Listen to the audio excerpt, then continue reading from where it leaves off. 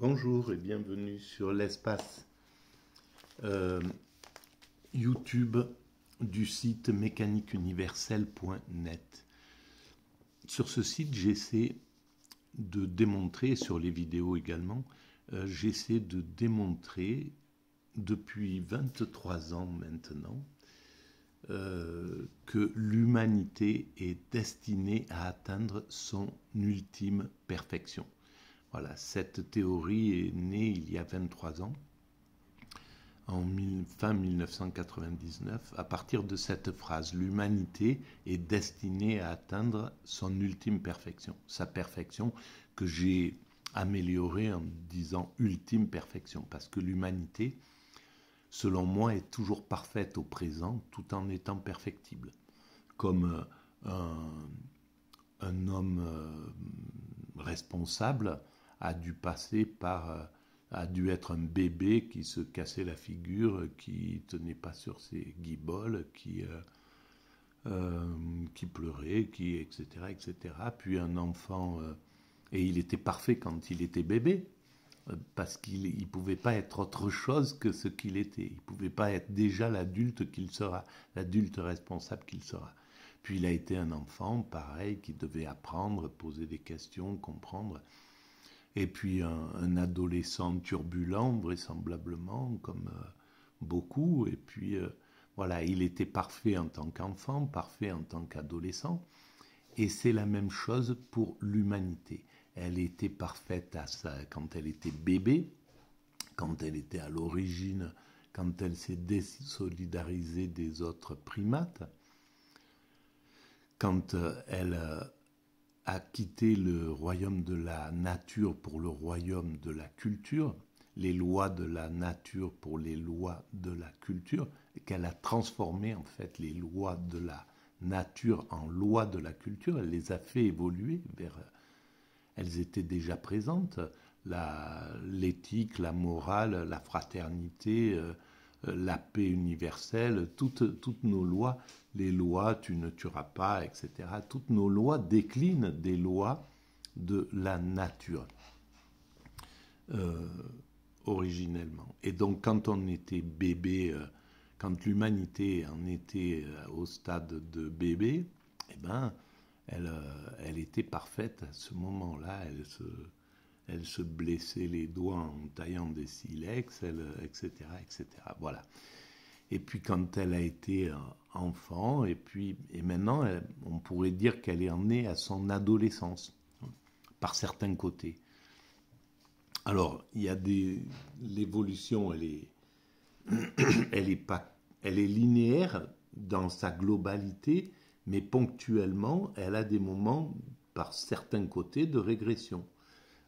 Et c'est le cas avec le néolibéralisme. Il y a un côté qui est régressif, c'est-à-dire que la toute-puissance du groupe occidental, à partir du moment où le capitalisme a réussi à vaincre son ennemi juré qu'était le communisme, le capitalisme est rentré en état de toute puissance. C'est ce qui a donné le néolibéralisme, avec toutes les conséquences qu'entraîne un système tout puissant, un système qui n'est pas contredit, qui n'a pas de garde-fou. Voilà. Mais ça, c'est valable pour un individu. Voilà, dans un village, si on laisse faire un petit voyou, si on lui laisse prendre de l'ampleur, si personne ne le critique, s'il n'y a pas de contre-pouvoir, ben, il va monter, il va laisser parler son instinct jusqu'à ce que ça soit insupportable pour l'ensemble de la communauté et que le monde se révolte contre lui. Et donc, plus on laisse cette liberté d'abuser autrui, et plus ça devient dur de gérer, et plus c'est dangereux pour celui qui qui est dans la toute-puissance. Et c'est pareil pour l'Occident. Ben, l'Occident, en flinguant le communisme dans les années 90, après des coups de butoir pendant 100 ans quasiment, est rentré dans cet état de toute-puissance. Il a réussi à s'accaparer les médias, donc il n'avait plus de contre-pouvoir. Il a neutralisé le communisme qui était une sorte de contre-pouvoir, une sorte de régulateur dans les années 50, 60, 70. Voilà, il servait de contre-pouvoir avec les oppositions, en somme. Ben, c'est pareil, là, ils ont été anesthésiés par la toute-puissance du capitalisme.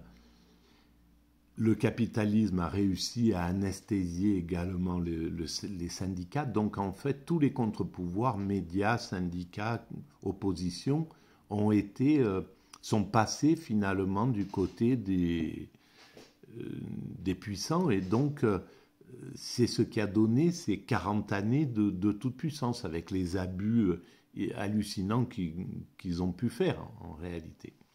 Parce que personne ne les critiquait, les médias n'avaient plus les moyens de critiquer, de voir objectivement ce qui se passait en réalité.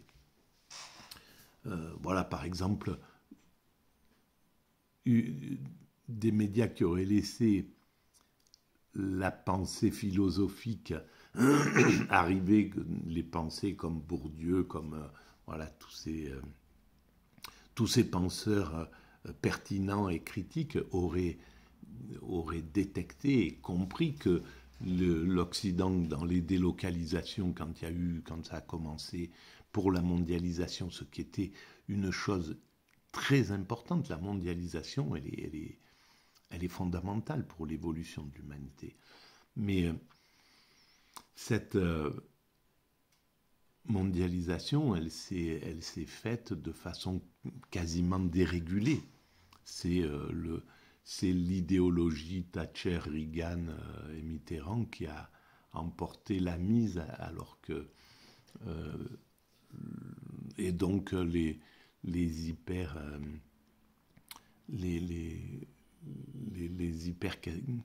libéraux, l'ultralibéralisme qui l'a emporté, quoi.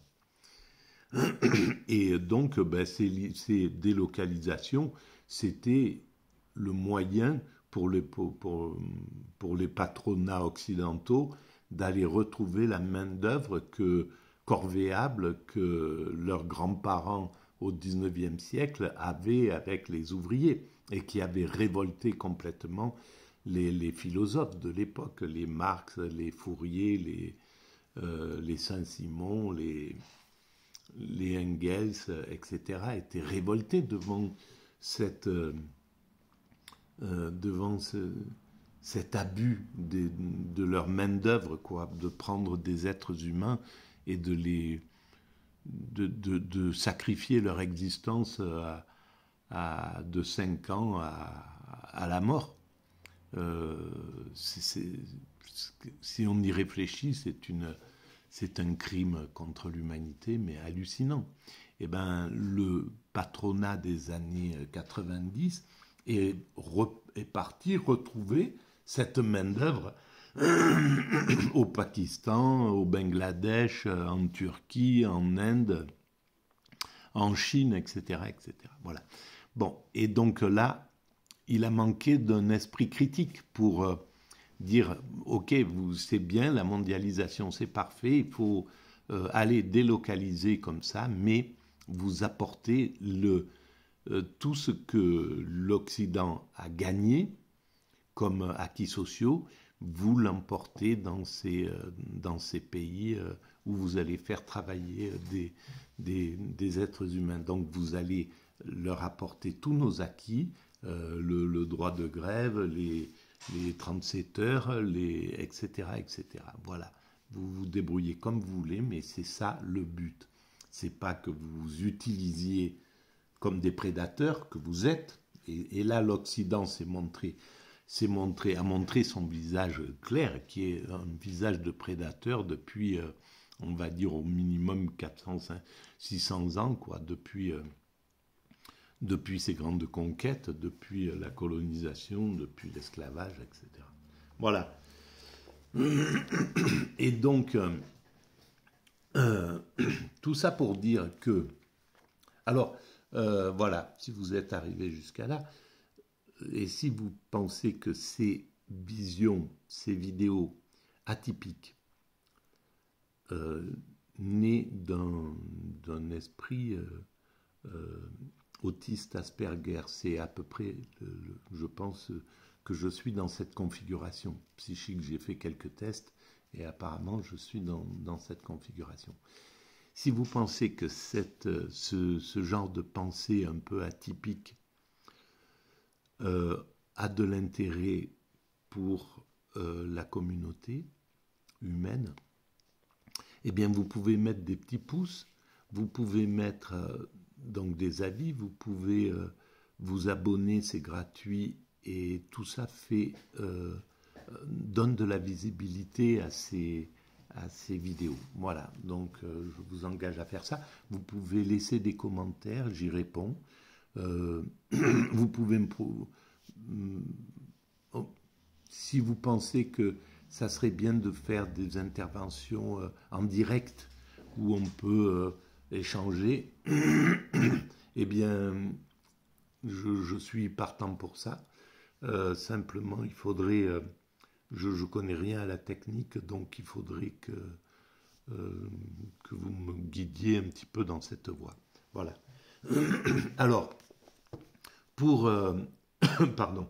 Pour éclairer cette théorie, maintenant, depuis que je fais ces vidéos sur YouTube, et avant je les faisais sur Dailymotion, donc j'ai tout un tas de vidéos sur Dailymotion. Là, je dois être à 900 et quelques vidéos sur YouTube. Je prends appui sur des bouquins parfois, et maintenant de plus en plus, que je découvre, que je lis et que je commente. Et là, par exemple, ben voilà, je suis sur cet ouvrage que j'avais dans ma bibliothèque depuis longtemps et que j'ai parcouru, que j'ai picoré, mais lu comme ça, un peu en diagonale, des petites phrases, sur Friedrich Nietzsche, des aphorismes et des fragments choisis par Henri Lichtenberger, publié en 1905, donc 5 ans après la mort de Friedrich Nietzsche. Et alors, donc hier, j'ai lu la partie qu'il consacre, les petits morceaux choisis qu'il a pris sur l'antéchrist, l'antichrétien. À l'époque, ils l'appelaient l'antichrétien. Donc l'antéchrist. Donc je vais relire et je critique, voilà, ou je dis ce que je pense de cet ouvrage. Alors, j'ai fait à peu près là une quinzaine de vidéos sur Nietzsche, donc je vous renvoie à ces vidéos si vous voulez en savoir un peu plus de la façon dont que je considère son travail, sa vie. Et il y a toute une partie où j'essaie de démontrer que vraisemblablement Nietzsche était sous la configuration psychique de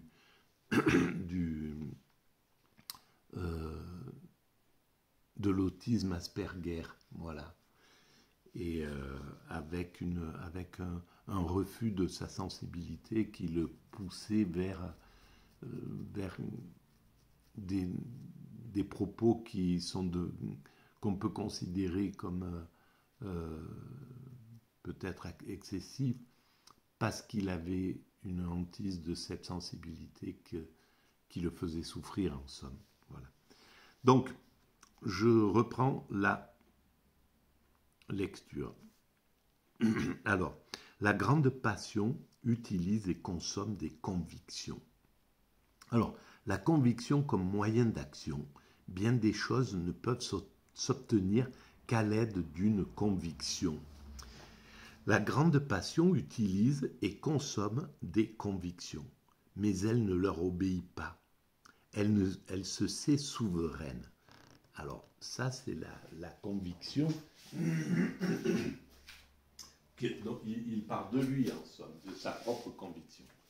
Il est convaincu, il a, voilà, par rapport à, même dans sa critique, par exemple, du christianisme, il est convaincu, mais il se distingue, il distingue sa conviction de la conviction du chrétien qui, au fond, a besoin de quelqu'un pour le convaincre. Mais ce que ne détecte peut-être pas Nietzsche à ce moment-là, c'est que ses propres convictions déclinent de tout ce qu'il a, de tout ce qu'il a lu, vraisemblablement de Schopenhauer, etc. Donc, son influence, elle est libre, mais elle est plus libre que le chrétien qui, dès sa naissance, est inclus dans un modèle, etc., bien entendu. Mais voilà, on peut voir que sa conviction à Nietzsche aussi est sous les mêmes auspices. Donc la grande passion utilise et consomme des convictions, mais elle ne leur obéit pas. Elle se sait souveraine. Inversement, le besoin de croire, de pouvoir dire d'une façon absolue oui ou non, le carlylisme, si l'on veut me passer l'expression. Alors il doit parler de Carlyle, et Carlyle, je ne sais pas ce qu'il faisait, ça vaut le coup de le chercher. Si l'on veut me passer l'expression, est un besoin de la faiblesse. Donc pour lui, il est autonome, sa pensée est autonome, elle est volontaire, elle est choisie, et par rapport à celui qui doit être guidé par...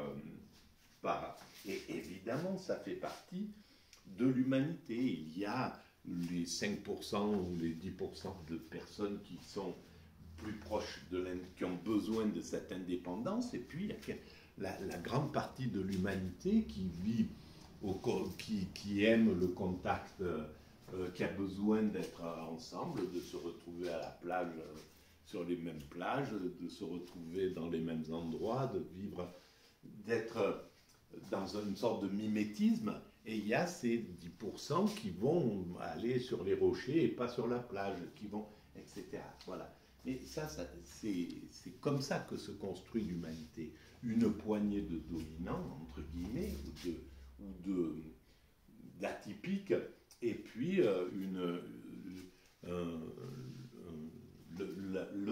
la troupe. Sauf que la troupe, le groupe, donc c'est 90%, c'est eux maintenant qui sont les souverains. Dans une démocratie, et c'est pas pour rien que l'humanité choisit la démocratie, justement. C'est-à-dire la souveraineté du peuple, la souveraineté des 90%. Parce que par essence, ils sont plus sociables, ils sont plus fraternels, ils sont plus partageurs, ils sont plus aptes à l'amitié, etc., etc. Donc, c'est légitime que l'humanité, c'est la logique même de donner le pouvoir, de transférer le pouvoir des dominants, comme on l'a connu chez les primates, quand nous étions des primates naturels, au groupe, à l'ensemble du groupe. C'est comme si chez nos primates, comme chez les primates, c'était le groupe qui faisait la loi, et les dominants étaient là juste pour guider la troupe, mais qui devaient obéir en fait à l'ensemble. Bref, voilà. L'homme de foi, le croyant de toute espèce, est nécessairement un homme dépendant. Un homme qui ne peut pas s'ériger lui-même en fin, qui n'a pas la force de déterminer par lui-même des fins. Mais c'est l'organisation de l'humanité. Et ça, il ne l'a pas. Il a pris son cas pour une généralité. Et c'est malheureusement le problème de ces visions on peut rajouter à son caractère un excès narcissique, mais qui n'était pas ce n'était pas un pervers narcissique, par exemple. C'était quelqu'un dont le narcissisme avait été blessé, à mon sens, Nietzsche, et donc il devait, pour restaurer son narcissisme, se prendre comme modèle, pouvoir se dire, voilà, agissez comme moi. Mais en réalité, ça n'était pas un pervers narcissique qui méprise le bas et pour vénérer le haut. Au contraire, il s'attaquait aux puissants et il avait de l'affection, de la sensibilité pour les plus faibles. Il le dit dans Ecce Homo, par exemple.